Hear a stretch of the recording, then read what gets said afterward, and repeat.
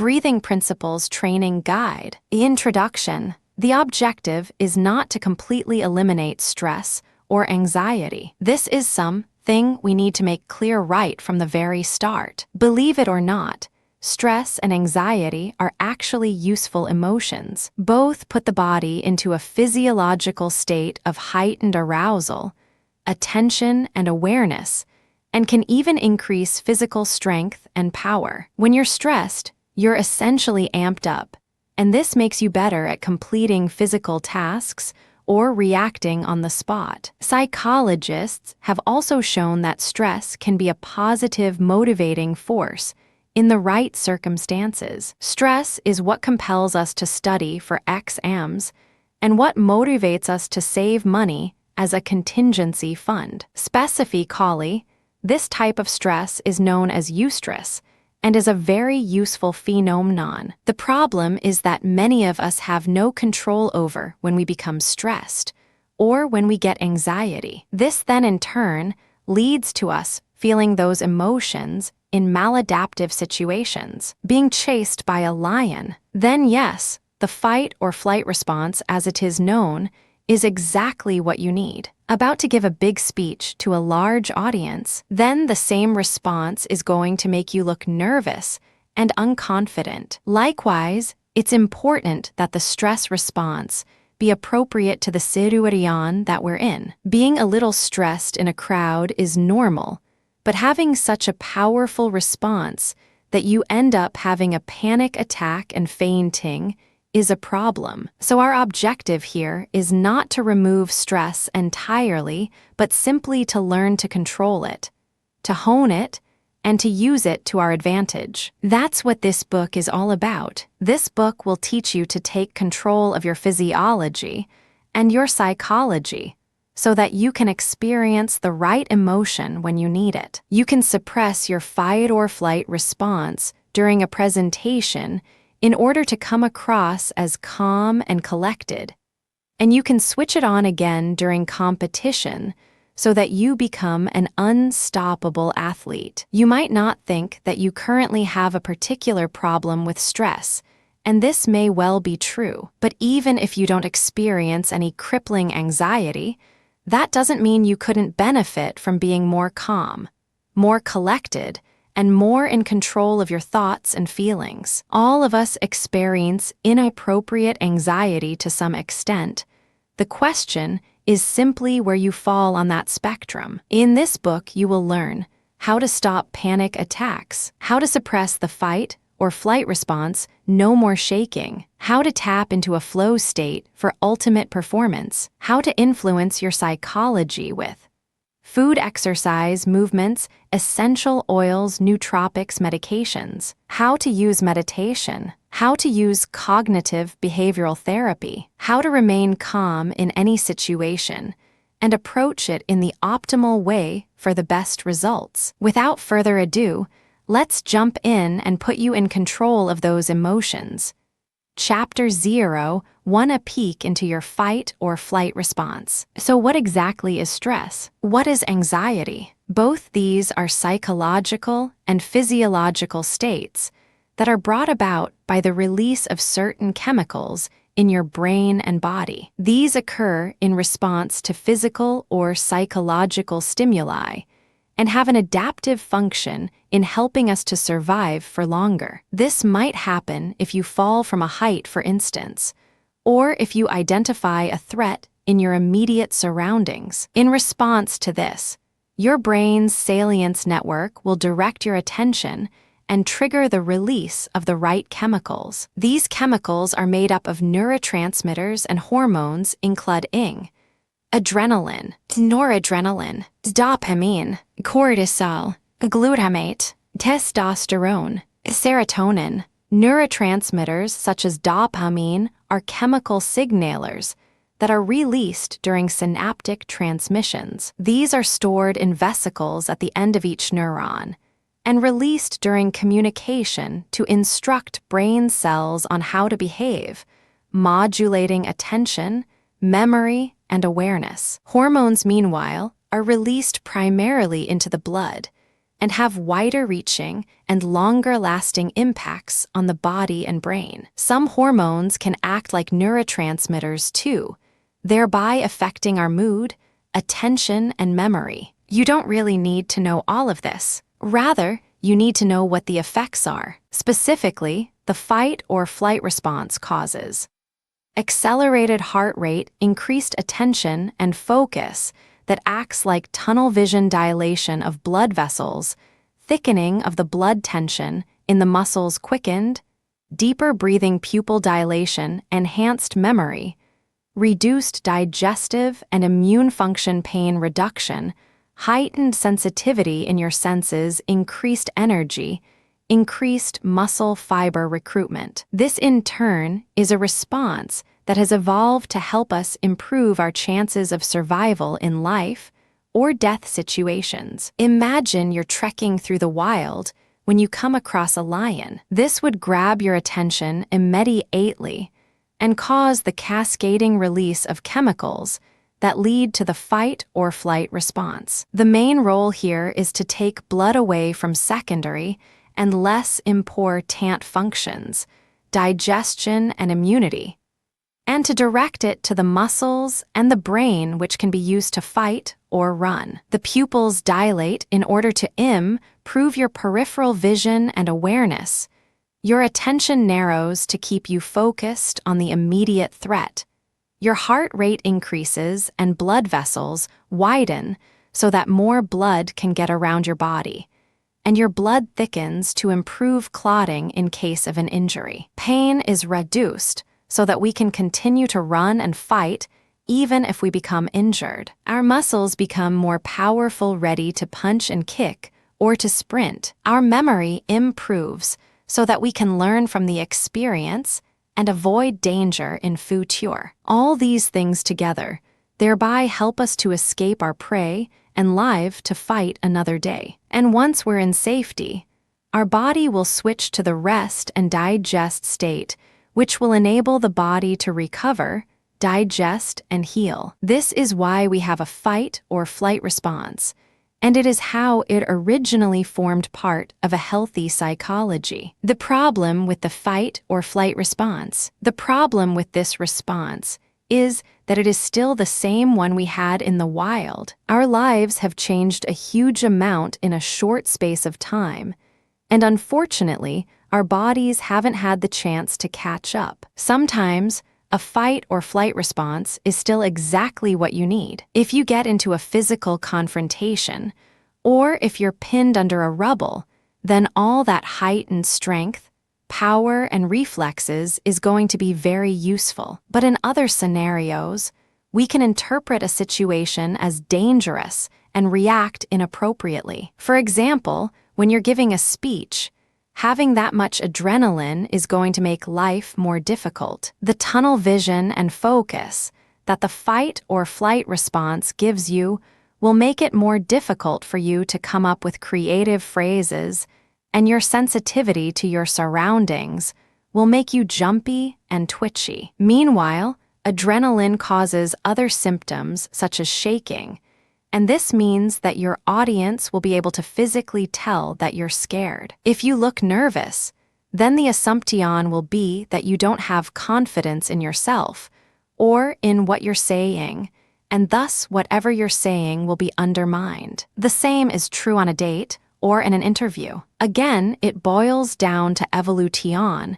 If someone seems nervous, it suggests that they are our inferiors, and thus it undermines whatever it is that they are saying and makes us less likely to take them seriously. When we panic, we're less able to make smart decisions, we're less able to speak with authority, and we come across to others as weak. Worse is if you have a phobia or an anxiety disorder. Those who suffer from agoraphobia, for instance, might become worked into such a severe stress response that they begin to hyperventilate. This, in turn, can cause fainting, which of course is not at all adaptive, and can ultimately be crippling and prevent you from living a normal life. Here's another one. Fight or flight actually inhibits erections. This means that if you're very stressed, then You won't be able to get an erection as a male, which in turn is one of the key causes of impotence. It makes sense. If you're in immediate danger, why would it be useful to send blood to your penis? Finally, the other reason that the fight or flight response can be a bad thing is that it can become chronic. This basically means that you're in a constant low-level fight or flight response, which ultimately means that you think you're constantly in some kind of danger. This is once again a result of the gulf between our evolution and our modern lifestyles. When we were still evolving, stress was only ever acute and would be caused by things like forest fires or predators. Today, though, our stress tends to last much longer and be caused by things like angry bosses, deadlines, debt, moving home, Christmas, relationships, tax, wedding planning, chronic illness. These stresses then continue to affect us for a long time. If you're in debt, then having dilated pupils and tense muscles is not going to help you get out of it. Moreover, the fact that your blood is being directed away from your digestion and away from your immune system means you're more likely to get indigestion and more likely to become ill. Likewise, a constantly elevated heart rate can lead to heart problems, while constant adrenaline can eventually cause adrenal fatigue. In short, stress can take a serious toll on the body and eventually leave you feeling ill, exhausted, and broken. Divert all energy to thrusters. But Captain, what about the life support unit? I said all energy. Chapter 02, what are neurotransmitters? Before we go into this in more detail, it's first useful to look in a little more detail at this response and the neurotransmitters that cause it. There are some subtleties here that many people miss, and understanding them is one of the keys to overcoming unwanted stress and anxiety. Firstly, it's important to recognize that no two fight or flight responses are the exact same. In other words, stress is a broad term for a large number of different experiences, all caused by slightly different ratios of chemicals. For example, the stress that you feel before an exam is very different from the stress you feel when having a panic attack late at night. Likewise, the stress that you feel in an argument with your partner is very different from the stress that you feel when you're going down a mountain quickly. This is what can sometimes mark the difference between a positive stress response and a negative one. And perhaps the most well-publicized example of a positive stress response is that of the flow state. What is a flow state? A flow state is a state of heightened performance without many of the downsides we normally associate with stress. The most common example is in extreme sports, where someone who is going down a mountain on a snowboard might find themselves subjectively experience the slowing of time. They are exhilarated and completely focused on what they are doing, which allows them to react with incredible reactions and to heighten their performance to incredible degrees. Some athletes will describe similar experiences when they're breaking records and giving their best performances on the field, track, or court. Suddenly, time slows down and they feel completely in tune with their bodies. Rappers describe something similar, as do writers when they get into the zone, which is generally regarded as being a synonym for flow. If you've ever been in a conversation and appeared to completely lose track of time for hours while being completely engaged in what you're saying, then that too is a sign of flow. So what's happening here? Ultimately, it comes down to a very similar set of signals from your brain, resulting in a very similar cascade of neurotransmitters, but with a few subtle differences. What you're telling your brain in this instant is that what you're doing is incredibly important and possibly even life or death, as in the case of extreme sports. At the same time, though, You're also telling your brain that you're enjoying the experience,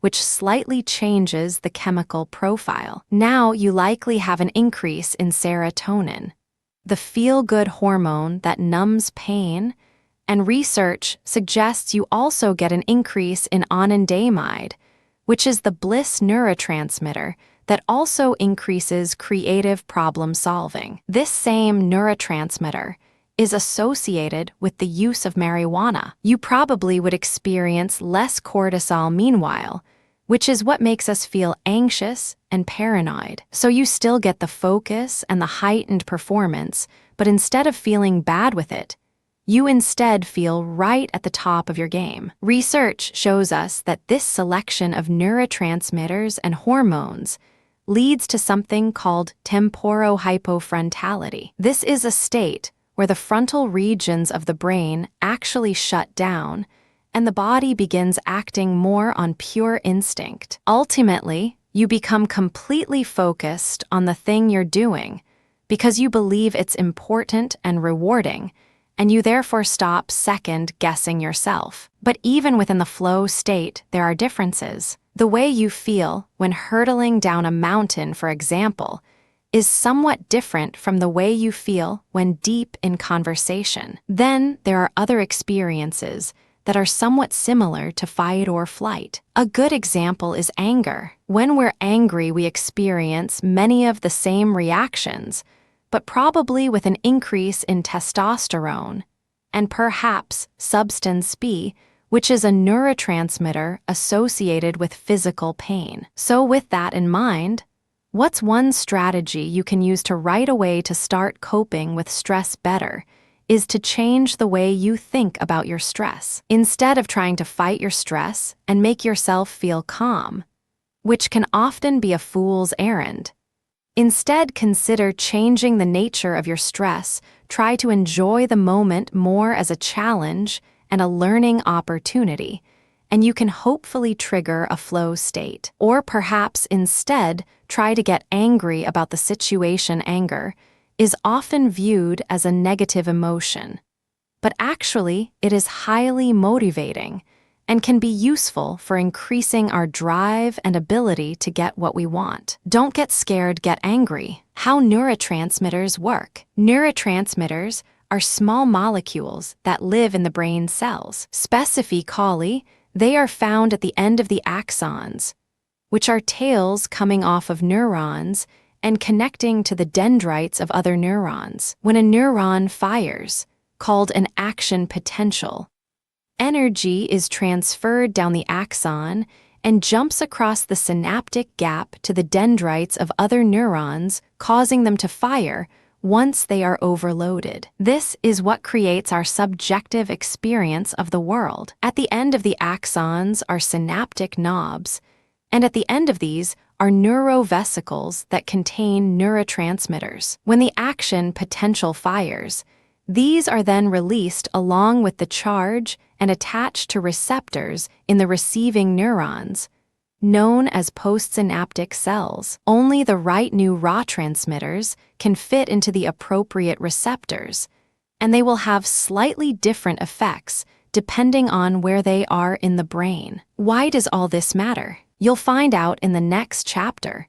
Chapter 03, Foods and Other Medication to Stay Calm. The ultimate aim of this book is to make you the master of your own emotions so that you can control your response to stressful situations. You decide when you're going to be focused and engaged, and when you're going to be calm and restful. The objective is to be in flow when you're working, stressed when you need to be, and calm when you're relaxing in the evening. But many people reading this will have bought this book to try and combat severe anxiety and stress. In that case, you may have been recommended medications by your doctor. You may even have considered self-medication of some sort. Let's take a look at this and see whether it's a good idea or not. And now you'll see why an understanding of neurotransmitters is so useful. How we already manipulate our neurotransmitters. The first thing to recognize is that you already alter your neurotransmitters to some extent through what you eat and through your lifestyle. Everything you do will alter your mental state and your likelihood of being stressed and angry. Did you know, for instance, that your mood is very closely linked to your blood sugar level? When we eat lots of food, this causes an amino acid called tryptophan to enter the blood. That eventually reaches the brain and puts us in a good mood because the brain uses it to create serotonin. In turn, that serotonin can eventually become melatonin and gets us ready for bed. When we have low blood sugar, though, this causes us to have a lower amount of serotonin. In turn, that makes us feel nervous and anxious, and we have an increase in cortisol. This makes us more likely to have a stress response. This is why people find themselves eating for stress, and it's also why you should avoid being hungry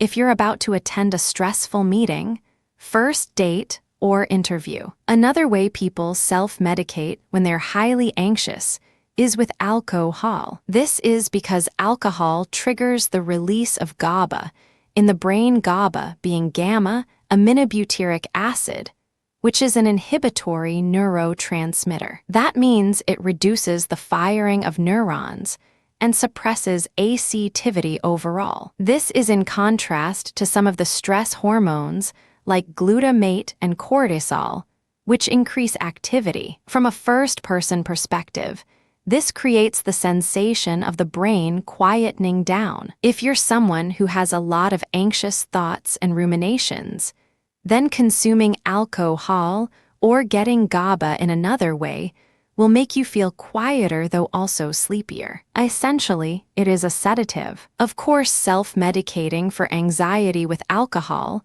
is not a good idea and is certainly not recommended. This also has a number of other unwanted effects, causing some parts of the brain to completely shut down and making us more forgetful, disinhibited, and more likely to get into trouble. Likewise, you also put strain on the body in other ways, causing liver damage, killing brain cells, and leading to addiction. If you overdose on alcohol, you can end up making yourself very sick, and eventually it can even be fatal if it causes your system to completely shut down. Anxiolytics. The scary part is that this is also how anti-anxiety medication works. Anti-anxiety medications are technically known as anxiolytics, and they tend to work in one of two ways: increasing GABA, increasing serotonin. These actions will then help to improve your mood, and at the same time, suppress brain activity to put you in a calmer and more relaxed state. These can be used if you notice the symptoms of a panic attack, for instance, and should thereby help you to start feeling calmer, even if you do feel a little tireder. Likewise, they can be used before sleep in order to help you drift off without anxious thoughts that might keep you awake. Benzodiazepines and barbiturates, for example, work by increasing GABA, while SRI work by increasing serotonin and are commonly used as antidepressants. Meanwhile, some people also attempt to alter these neurotransmitters through supplementation. 5-HTP, for example, is 5-hydroxytryptophan, and is a precursor to tryptophan. This means that the brain can use it to make tryptophan, and in turn to make serotonin. Phenibut, meanwhile, is a derivative of GABA, which is capable of crossing the blood-brain barrier, and which can be used without a prescription. So if you're someone who suffers from frequent panic attacks, or who often finds their performance hampered by anxiety, should you consider self-medicating with Phenibut, or perhaps getting a prescription for anxiolytics from your GP? The answer will depend on your situation, but make sure you're aware of the serious side effects and that you continue to treat the cause as well as the symptoms. For starters, anything that increases GABA will cause drowsiness, confusion, difficulty, waking, headaches, forgetfulness. Like alcohol, an overdose can also be very dangerous and potentially lead to coma or death. More concerning still is the fact that using any medication to artificially increase neurotransmitters can cause addiction through processes called tolerance and dependence. Essentially, this means that the brain is adapting to the increase in certain chemicals, and in doing so, it becomes used to that state and finds it difficult to operate at normal levels. If you keep increasing GABA, for instance, then your brain may respond by producing less GABA naturally, and by reducing the number of GABA receptors capable of responding to it. This means you need to take a larger dose of barbiturates or phenibut to achieve the same feeling you did before. What's more is that it means you'll now feel worse when you're not using the medications and will have unnaturally low levels of the neurotransmitter. This can eventually lead to users becoming dependent and even abusing the medications, and it can lead to withdrawal when you try to stop using them. Another thing to consider is that no neurotransmitter works in a vacuum. That is to say that there is a complex relationship between the chemicals in your brain and the way that they affect your physiology, your mood, and one another. If you increase GABA, for example, you will decrease your dopamine and your glutamate as your brain thinks nothing important is happening. This is why you might feel less motivated and why your memory can be negatively impacted. Likewise, when you increase serotonin, you also increase melatonin, making you sleepier and less energetic. There are probably still hundreds of neurotransmitters we don't understand yet, and we're a long way from knowing everything about the ones we do know about. Simply increasing the amount of GABA or serotonin in the brain is a little like trying to fix a delicate watch with a hammer. Neurotransmitters work best by far when they are left to the brain to moderate naturally. The only time I would recommend using something like a barbiturate is if you suffer from extreme anxiety and you are using it to prevent panic attacks. Even then, though, this should be viewed as a short-term solution to treat acute symptoms only. Meanwhile, the focus should be on using other forms of treatment, which we'll address in this book, to manage the root causes of the problem. Other substances that affect your neurotransmitters. Actually, though, in this scenario, I would still say that barbiturates are only really suitable for extreme cases. For most people, a better solution might be simply to use something like an essential oil. If you burn valerian root essential oil, frankincense, or lavender, for instance, then this can actually also trigger the mild release of inhibitory neurotransmitters. Valerian root oil in particular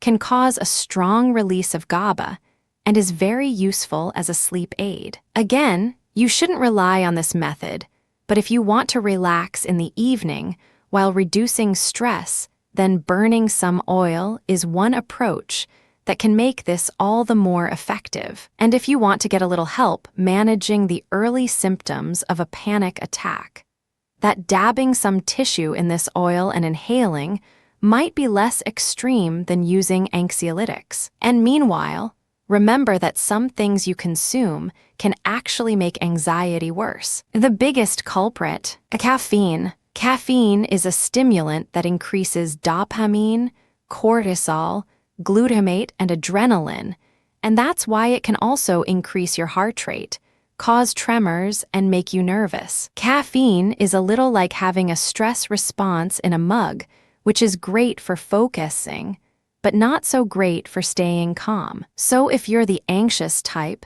then you might want to kick the habit of that morning coffee. Oh, and nicotine is also a stimulant, so you may want to give up smoking too. Chapter 0 for managing panic attacks and anxiety. For those who experience regular panic attacks, then, what can you do to safely start getting them back under control? There are a few different options available to you, but the aim is to A, get yourself to safety, and B, start to address the symptoms. Here we will look at how best to manage a situation where you find yourself beginning to suffer from an attack, Panic attack symptoms. Before you can begin to treat a panic attack, you first need to be able to identify the symptoms of one. This will give you early warning, so you can begin to put a plan into action that will help you to calm yourself down and return to normal function. The symptoms of a panic attack then include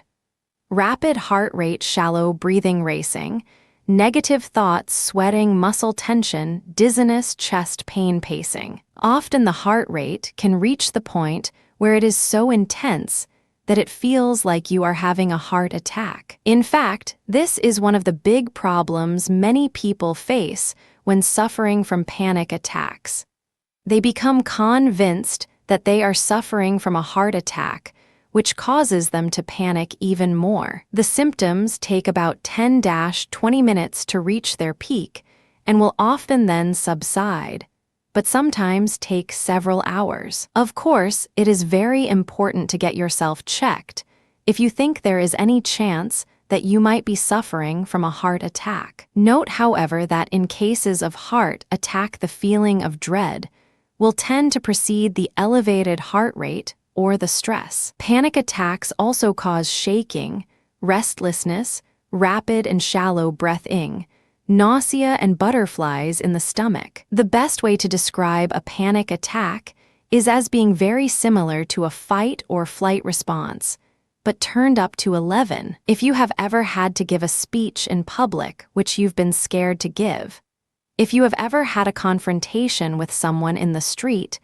or if you've ever gotten into a serious argument with someone in a shop, then you will likely have experienced these symptoms. This is what a panic attack feels like, but a little worse, and with the added breathing issues and dizziness. If that's what you're experiencing, then you're probably suffering with a panic attack and not a heart attack. You can be fairly sure of this, in fact, but if you are ever uncertain, then it's always worth speaking with your GP to be on the safe side. Consider as well the aspect of demographics and risk factors. Heart attacks are actually very unlikely unless you're someone who is in an at-risk bracket. The next way to tell the difference between panic attack or heart attack is to examine the precise nature of the chest pain. Often it's the chest pain that makes us suspect we are having a heart attack, when in fact it is just a panic attack. However, the chest pain associated with each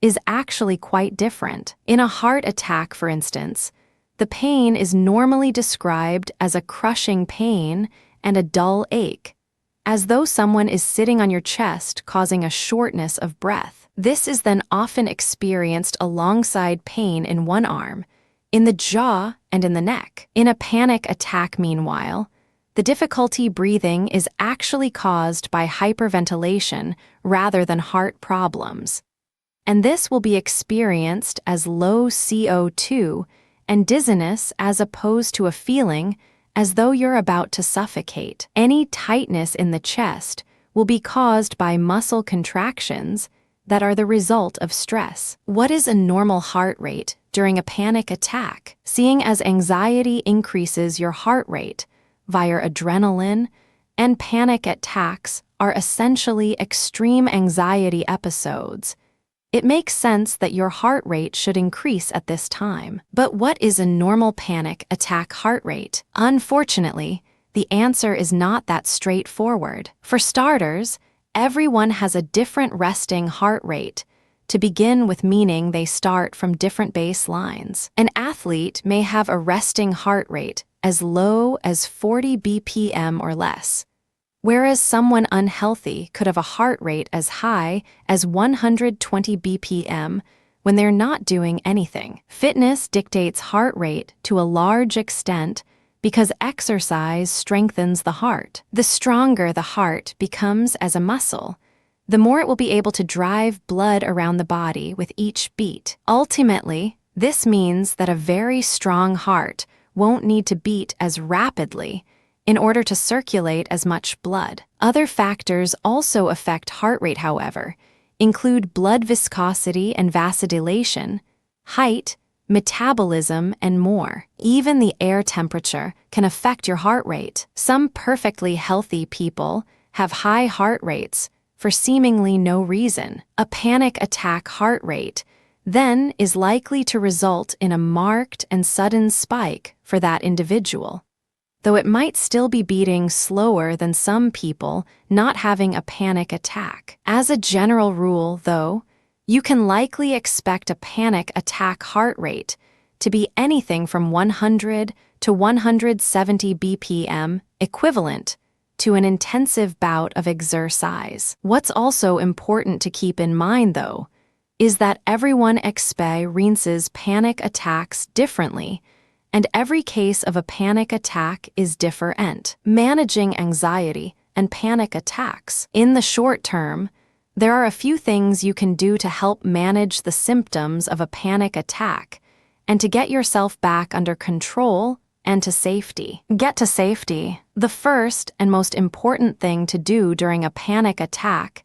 is to get yourself to safety. Panic attacks cause hyperventilation, lightheadedness, and disassociation. In other words, there is a real danger of falling over or having an accident, especially if you're in charge of a vehicle. For these reasons, you should try to get to safety immediately if you notice the symptoms of a panic attack beginning to set in, and that way you can make sure that you won't be likely to fall over or to crash a vehicle. If you are in public, tell someone how you are feeling and then find a quiet spot to sit down where you can breathe quietly. If you are driving, then calmly take the next opportunity to pull over. Treat hyperventilation. If you are suffering a full-blown panic attack, then there is a good chance that you might be suffering with hyperventilation. This happens when we get overexcited, which in turn leads to us breathing rapidly,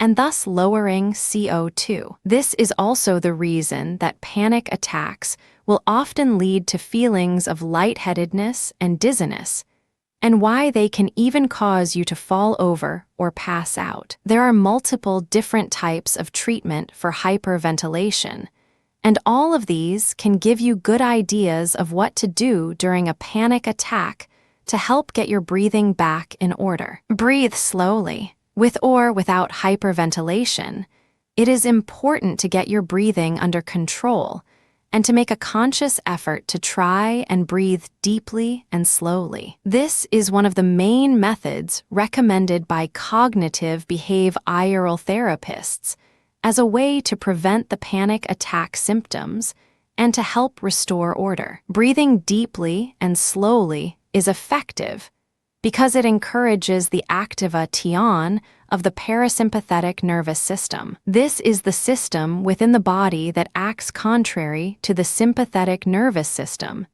and which puts the body in a restful rest and digest state that is essentially the opposite of the fight or flight response. Breathe into a bag. Panic attacks offer trigger hyperventilation, which essentially means you start breathing faster and faster to the point where you upset the balance of carbon dioxide in your blood. In other words, too much CO2 and not enough O2. The solution is to breathe into a bag, which forces you to rebreathe the same air, thus adjusting the balance back to normal and healthy levels. Use medications. As mentioned, you might find that using some form of medication, or perhaps essential oils, can be useful for treating symptoms in the short term. If you really can't afford to have an attack, then this is a good way to reduce the symptoms. Over time, though, the objective is to use the skills taught in the next section to avoid needing medication at all. Calm your thoughts. When we have panic attacks, they will often occur alongside anxious thoughts, and these can include fears of death, among other things. As mentioned, these ruminations are both symptoms of panic attacks and causative factors, thus creating a vicious cycle. Key in recovering from panic attacks, then, is to try and stay calm. This, in turn, means being disciplined with your thoughts and using positive affirmations, etc., to try and reassure yourself that nothing bad is going to happen. You can learn thought techniques designed to help you combat panic attacks by seeing a cognitive behavioral therapist. These are therapists that provide thinking tools, which can help you to know what to do during a panic, as well as during phobic responses, and in a number of other situations. In general, try to remind yourself that the best course of action is to let the attack run its course. As long as you are sitting down and you're safe, a panic attack poses no danger to you and is nothing to be embarrassed about. The sooner you can learn this and believe it, the sooner the symptoms will stop arising in the first place. So the best thing you can actually do, that is to simply act normal, and it's practicing this ability to act normal that will actually help you to decrease the occurrence of panic attacks in the long term. How to combat anxiety and panic attacks by controlling your thoughts and emotions. But where do these anxiety and panic attack hormones come from in the first place? The answer relates back to what we've learned about neurotransmitters and hormones in previous chapters. As we know, these are released from vesicles, little sacs, at the terminal points of our neurons. When our brain does something in action, potential fires, causing electricity to nip along our neurons. This in turn releases a number of chemicals that tell us how we should feel about that thing, whether or not it's important, and whether or not we should cement the experience as a permanent memory. In other words, then, it is the formation and connection of specific neurons, releasing specific neurotransmitters which lead to anxiety and panic attacks. And this web of interconnected neurons is formed by our experiences and our thought processes, resulting in what is known as a connectome. The key point to bear in mind here is that it's all going on in your head. It's all to do with the way that your brain has encoded information, and it's all to do with the way that you perceive what is happening. In other words, if you see a lion but you think it's a cat, then you will produce oxytocin instead of adrenaline, and you will die. Likewise, if you see a deadline and think you can make it just fine, then you will produce serotonin instead of cortisol. It's not actually the danger itself that is causing you to have the panic attack. It's your perception of danger. And for some of us, our perception is completely skewed and not a fair reflection of the reality. This is why some people end up with phobias and anxiety disorders. And in the case of panic attacks, this is very often related to agoraphobia or other phobias. You feel corners, you feel exposed, you feel jostled, and this causes you to overreact to the situation. Throw in your response to the experience of the panic attack itself, and you can end up working yourself up to the point of passing out. That is a panic attack in a nutshell. The good news is that you rewire your brain by changing the way you think about things, and this, in turn, means you have more neuronal patterns that release positive hormones than negative ones. And that's how you improve your anxiety and panic attacks. The problem is that when you have a brain that's already swimming with stress hormones, this makes it very difficult for you to think positive about things and to form those more positive beliefs that will help to combat stress. Thus, you need to use mental discipline in order to help yourself overcome that stress. The AWARE technique for panic attacks. Mental discipline means reminding yourself constantly that what you're experiencing is not as bad as you think it is, or that at least, believing it's bad will only make matters worse. An example of how this works is the AWARE technique that is often used for treating anxiety and panic attacks. This goes as follows. A. Accept the anxiety and don't try to fight it. W. Watch the anxiety as though you were an observer. A. Act normal. R. Repeat the other steps. E. Expect the best. Feel it start to work. This is essentially a top-down approach that helps you to distance yourself from the anxiety by intellectualizing it. Simply by acting normal and going about your usual business, you can essentially teach yourself that a panic attack isn't a big deal. And the sooner you do this, the sooner you can start to relax and put yourself more at ease. Another strategy is one taught in cognitive behavioral therapy, which involves looking at the things you're afraid of that caused the anxiety and panic attacks, and then assessing whether they are logical fears. Can you really get a heart attack from a panic attack? And no. Will people really laugh at you if you faint? And no. Again, this forces you to think logically about what's happening, and thus, to change the way you respond to stressors. Similarly, you can think about the things that cause the anxiety in the first place differently. Are you really like to be fired if you're late for work? And no. Is there really any reason to get stressed when you can't do anything about it anyway? And no. We'll talk a lot more about CBT in the next chapter of this book practice. Be disciplined, and over time, you'll find that your panic attacks become less frequent and less severe. Exposure therapy, another type of therapy that is focused around overcoming fear of panic attacks, is exposure therapy. This is a type of therapy often used in the treatment of phobias and involves exposing the individual to the thing they are afraid of in controlled conditions, so that they learn there's no reason to be afraid of them. Exposure therapy can also be useful for treating panic attacks. Here, it is employed by the patient, allowing themselves to experience the symptoms of a panic attack once again in a controlled setting. This way, you can become familiar with the way they feel, and you can learn to differentiate them from heart attacks or other conditions. What's more, you will gradually learn that panic attacks in themselves are not dangerous,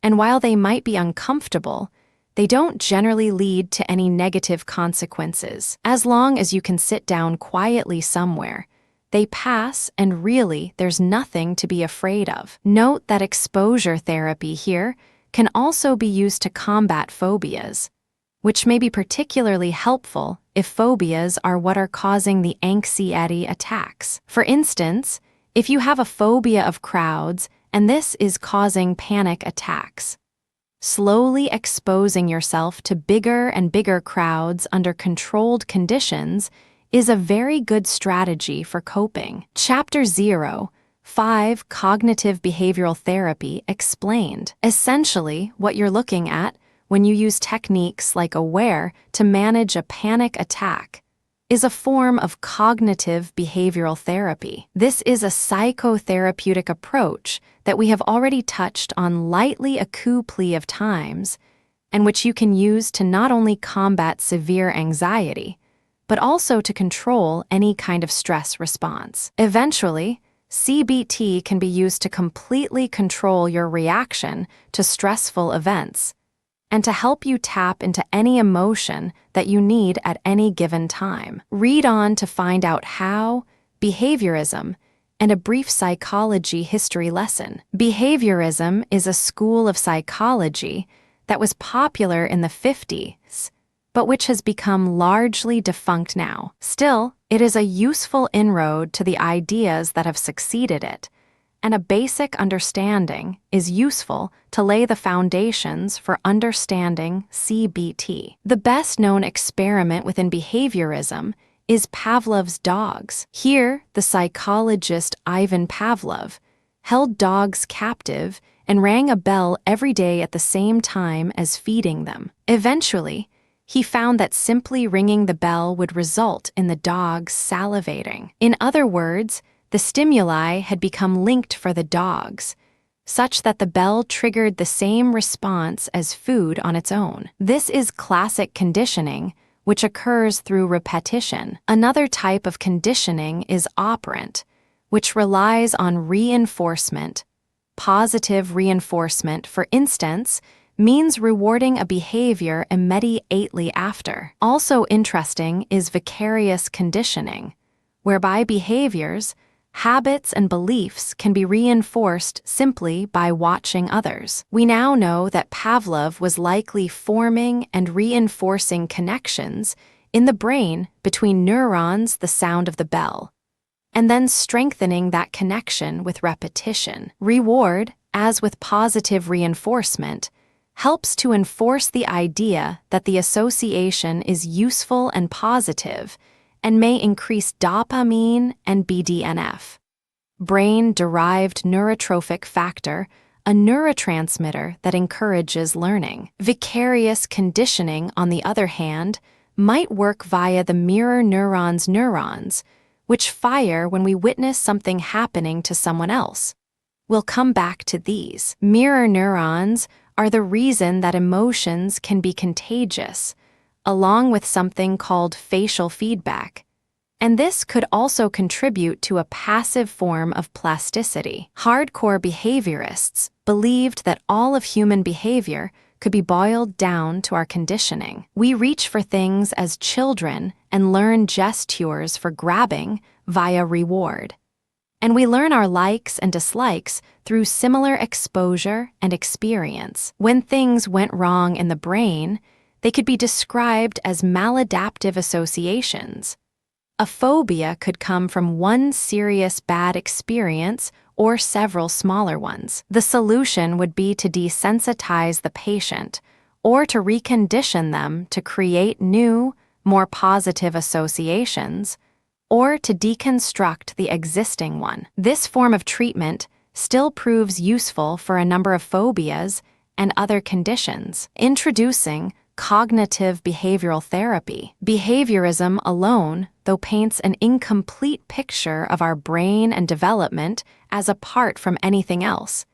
It leaves no space for internal thoughts, instead explaining the entire human experience as being based on impulses and learned responses. Cognitive behavioral therapy takes the basic idea of behaviorism then, but layers a cognitive aspect on top. CBT states that we can reinforce beliefs and behaviors through thought alone, for instance, by rehearsing them in our brain, or by being frustrated, scared, or excited. According to CBT, a fear of heights isn't just learned. It can also come from our thought processes and visualization. Negative beliefs and thought patterns, for instance, might lead us to think things to ourselves like, what if I fall? Or what if the railings give way? We might even imagine falling, and this alone is enough to trigger the fight or flight response. And ironically, you can learn to associate heights with that panic response, and thereby reinforce the idea that heights are scary in your own head. Thus, CBT encourages us to change our thought patterns by rehearsing and enforcing thoughts like thousands of people have been here.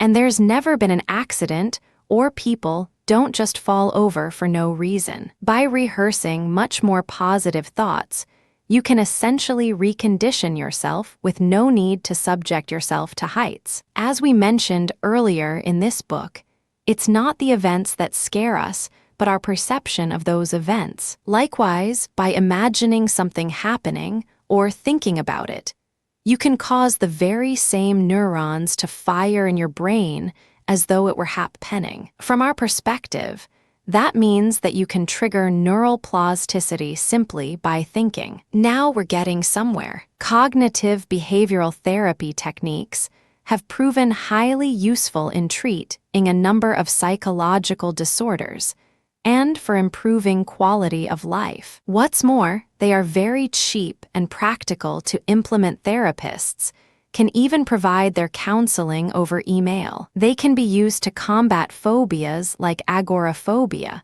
but they can also be used to train ourselves to react better to different situations. You can change your thoughts so that you stay calmer in stressful situations, or so that you give more attention and more focus to important events. Cognitive behavioral therapy techniques. The techniques for changing your thought patterns via CBT are known collectively as cognitive restructuring. Essentially, This is like reprogramming your brain to think and react the way you want it to. Here are just a few of the techniques used in CBT mindfulness. Mindfulness is a form of meditation used in CBT, where the objective isn't to silence your thoughts, but rather to reflect on them without reacting to them. In other words, you are aiming to objectively survey the contents of your thoughts to see where your mind takes you. This can also be used with journaling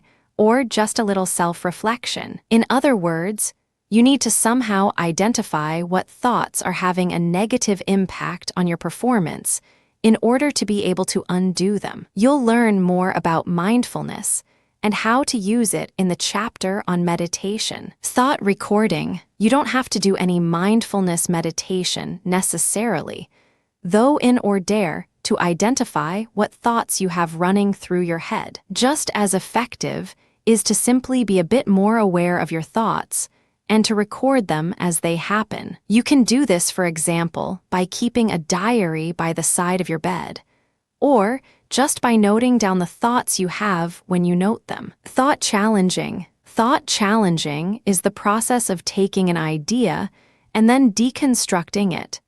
This lies at the heart of Tim Ferriss' fear setting from the 4-hour workweek. So if you are currently afraid of public speaking, then you would use mindfulness in order to identify why you're afraid and what ruminations are preventing you from performing your best. You might identify thoughts like, everyone will laugh at me if I choke, or what if I forget my lines? Thought challenging means taking these ideas and then thinking about them critical. So for instance, let's ask how likely it really is that an Audi NC might laugh you off stage. Isn't it true that most people are more polite than that? Wouldn't they be more likely to sympathize with your situation? And moreover, why would it even matter?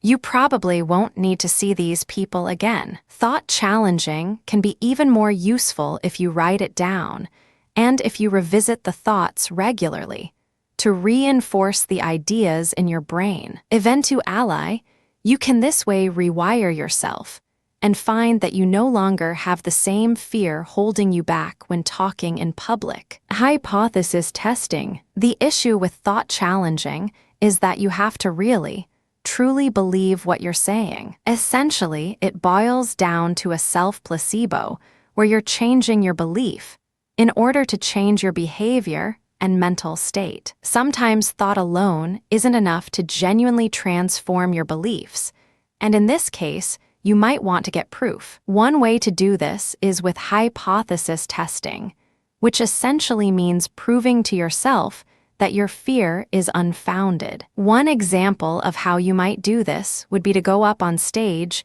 to do some public speaking, and then purposefully choke and stutter. In other words, purposefully make an idiot of yourself. What you'll find is that people don't laugh, jeer, or boo. More likely, they'll wait patiently, and there will be no negative consequences. What you've learned here is that the worst-case scenario really isn't all that bad. Hypothesis testing can be used in conjunction with thought challenging and exposure therapy, which is actually a form of behavioral therapy. The blanket term for using these different techniques together is cognitive restructuring. How to be socially fearless with hypothesis testing. To demonstrate just how you can employ these principles in practice and use them to achieve a healthier mindset, consider how you can use hypothesis testing and exposure therapy to become socially fearless. Let's say you're not phobic,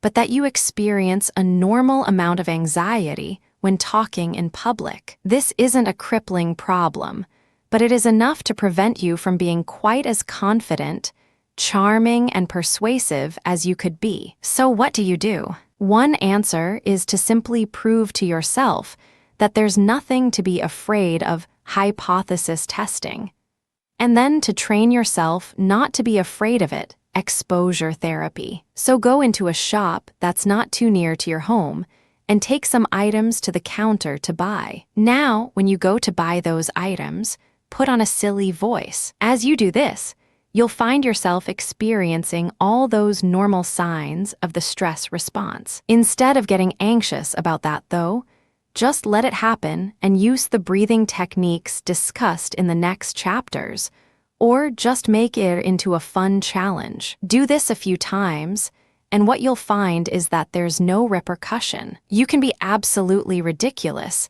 and nothing bad will come of it. The lesson: when you talk normally, you really don't have anything to worry about. As a result, you'll start to feel much more relaxed, and you'll find it much easier to be confident, assertive, and charismatic. Chapter 06: How can meditation help? Meditation is something that a lot of people don't fully understand. The assumption here is often that it is solely a religious practice, or that it is in some way mystical. And unfortunately, a lot of texts on the subject don't do much to dispel this notion. In reality, though, meditation is actually just one more important tool that you should add to your arsenal, and it's much more straightforward and simple than you probably think it is. In short, all that meditation really is practicing the ability to direct your thoughts and to be disciplined with your brain. Just like training a muscle, you can train your brain with practice. In this case, you're training your ability to choose not to entertain stressful or anxious thoughts, and not to descend into a fight or flight response. Studies show that people who practice meditation regularly remain calmer in stressed situations, and also exhibit many other signs of a particularly healthy psychology, such as improved attention and awareness. Even just as a short-term tool to take a break from stressful thoughts, meditation can be very useful. To get started, you can choose your type of meditation. Here we will look at two particularly popular types: transcendental meditation and mindfulness meditation. Mindfulness meditation. The idea behind mindfulness meditation is to become a detached observer of your own thoughts. Rather than trying to force yourself not to think, you instead watch your thoughts go by like clouds while not letting them affect you emotionally. This is useful in CBT, as well as it allows you to make notes of the thoughts you have and of any that might require restructuring. At the same time, mindfulness allows you to bring yourself into the moment by focusing your own body and your own presence. You can do this by listening to your own breathing, by feeling the weight of your own body in your chair, and by listening to sounds and the room around you. Try sitting down for 10 minutes and simply listening to the world around you and feeling your own body. As you do this, make no attempt to control your thoughts, and instead just allow them to happen. If you notice yourself engaging with them, then simply detach yourself and allow them to sink away. Transcendental meditation. The idea behind transcendental meditation, meanwhile, is simply to allow yourself to stop thinking altogether and to have a completely still mind. The way you will generally do this is by focusing on your breathing or on a mantra, which is a single word, or even a noise like a hum, that you will repeat over and over again. By doing this, you can focus purely on that mantra or your breathing, and thereby allow your thoughts to fall away. If you notice that you start to lose concentration and your thoughts start creeping back in, though, the trick is simply to acknowledge that your mind is wandering and then to recenter. Some tips and advice. Notice that in both cases, you aren't being very strict with yourself or reprimanding yourself for letting your mind wander. This is the big mistake that many people make when they first start trying to meditate. They're so keen to be good at it right away that they get stressed and angry every time they catch their thoughts wandering. This is entirely contrary to the objective of meditation, which is to be calm and not to get stressed. When meditating, make sure that you aren't placing too much pressure on yourself to get good right away, and that you simply notice that you've let your mind wander and then bring your attention back to the meditation. If you struggle with this, then another strategy is to try guided meditation. This is meditation that includes instruction from a recording to talk you through each step and to help bring you into a relaxed state. One of the best places to try out guided meditation is with the Headspace app, available for both iOS and Android. While the full membership isn't free, you'll get 10 free short meditation sessions you can try out, and those alone will be enough to give you a good idea of how to get started. Likewise, you can try following guided meditation sessions on YouTube, which can also be very effective. Ultimately, the objective is to gain greater control over your own thoughts and ruminations. And eventually, you should become adept enough at meditation that you can use the techniques wherever you are, whenever you need them. Eventually, you'll be able to maintain a moving meditative state and be constantly in a state of mind that keeps you feeling calm and relaxed. Chapter 0: 7 Breathing Techniques and Visualizations. We've already seen that breathing becomes rapid and shallow when we're stressed. We've also discussed that deep breathing can help to engage the parasympathetic nervous system and the rest and digest state. But there are other ways you can stay calm with the right breathing.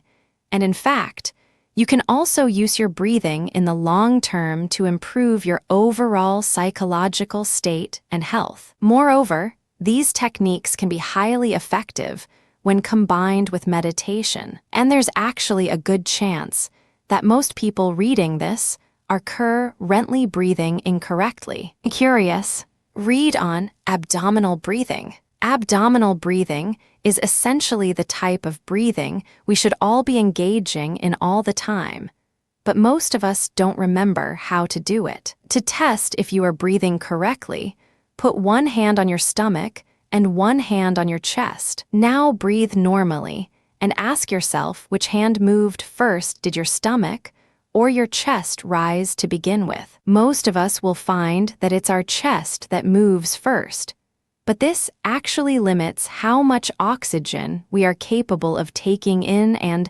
stifles the proper activation of the parasympathetic nervous system. The way we're meant to breathe is with the stomach first. Our abdomen pushes outward, which creates space in the abdominal cavity. In turn, this allows the diaphragm to drop into that space, and then we can expand out lungs using the greater amount of space this has freed up. We thereby take in more air and feel better, and if you watch a baby breathe, this is the technique they use naturally. We only learn to breathe with the chest, which is much more shallow because we spend so long during the day sitting at a desk with our bodies hunched over. Focus on letting your stomach breathe first, and you'll find it's much more revitalizing and reinvigorating. Use this while practicing meditation, and then try to make it your usual habit. Other breathing methods and visualizations. Another type of breathing you can use is called samavriti, or equal breathing. This type of breathing is taught in yoga and involves breathing in and out through the nose steadily for 4 seconds each. So that's one long inhalation and then one long exhalation. This is designed to put your breathing back under control, and it forces you to breathe more deeply. Progressive relaxation, meanwhile, is a type of breathing and muscle relaxation exercise. Here you use steady breathing and visualize each part of your body on each breath. So on the first breath, you might imagine your head, then your neck, then your shoulders, then your chest. On each inhalation, tense the muscles slightly and make an effort to feel where the muscle is and how tight it is. Then, on each exhalation, release that tension and allow the muscle to completely relax and become entirely flaccid and limp. You can also visualize it sinking into the bed or the seat underneath you for added effect. This is an excellent form of relaxation that relieves stress, and that can be a great help with meditation or sleep. Remember, too, that you can also use visualization in other ways to help keep yourself calm. Perhaps one of the best examples of this is to visualize your happy place. This should be a place you remember or a place you've imagined that is entirely relaxing, and that makes you feel safe and at ease. You can visit this place anytime in your mind's eye, and that will help you to feel more relaxed. Visualization can also be used to imagine whatever it is you're afraid of going well, thereby making you feel as though it will be successful rather than letting you visualize the worst-case scenario. Chapter 0, 8 Power Positions, Facial Feedback, Priming and Grounding. At this point, we've seen exactly how anxiety and stress work, and how you can get on top of them by using meditation, CBT, and even medications if you're so inclined. The recommendation is to stay away from the latter, and to instead focus on training your thoughts to rise above the situation and feel calm even when the world around you seems to be falling apart. But you can improve your ability to do all this even further by using power positions, priming, facial feedback, and grounding, and these will each serve as powerful tools in your arsenal against anxiety and rushed decisions. Power positions. Power positions are one technique that anyone can use to boost their confidence and reduce anxiety, and they're perfect for using prior to interviews or even during dates, as long as you excuse yourself and head to the bathroom first. Essentially, studies show us that when we adopt certain positions, it can impact on the release of hormones and neurotransmitters. And one of the most potent examples of this is the victory position, in which we hold our hands over our head in a V shape, as though we were crossing over a finish line. This is one of the few universal examples of body language, and it triggers a surge in testosterone while increasing confidence. Facial feedback, similarly, a process called facial feedback, can also be used to affect the neurochemicals in our brain. This particular process triggers the release of hormones and neurotransmitters in accordance with our facial expressions. In other words, you may smile when you're happy, but you're also happy when you smile. Simply the act of smiling is enough to trigger the release of serotonin and other happiness hormones, and this can be highly effective in improving our mood. One study showed that this works even if you force yourself to smile by holding a pencil in between your teeth. So next time you feel stressed and you notice your face contorting, which also causes tension headaches, by the way, try overcoming it by just smiling gently. Note as well that we also adopt the moods of others thanks to facial feedback. When we see someone smile or frown, this actually causes us to mimic that expression unconsciously, and in turn triggers the release of the same hormones and the same neurotransmitters. This is due to mirror neurons in the brain, the very brain cells that give us the ability to empathize with others. What's the takeaway from this? Simple. Surround yourself with positive, happy people, and try to avoid people who are going to make you more stressed during an anxious moment. Priming. Priming means preparing yourself to be in a certain mood. This is something that is often used in marketing and sales, and it basically means doing something you know will affect your mood in a certain way before you need to be in that mood. So in this case, it might mean doing something relaxing and calming, or something that gets you psyched up in a positive way. Prior to a competition or an activity, you could do something similar before a workout by looking at images of your ideal physiques or watching videos of bodybuilders. Music is also great for priming yourself, and happy music can do a lot to improve your mood. Oh, and note that exercise itself can also be a good form of grounding. When we exercise, it triggers the release of testosterone, growth hormone, and serotonin, and can drastically improve our mood while making us feel more alert and more physically capable, all good before an interview or another challenge. Grounding. Finally, grounding is a technique you can use to bring yourself into the here and now and to create a sense of safety by anchoring yourself to the ground and the world around you. You can do this simply by planting your feet firmly on the ground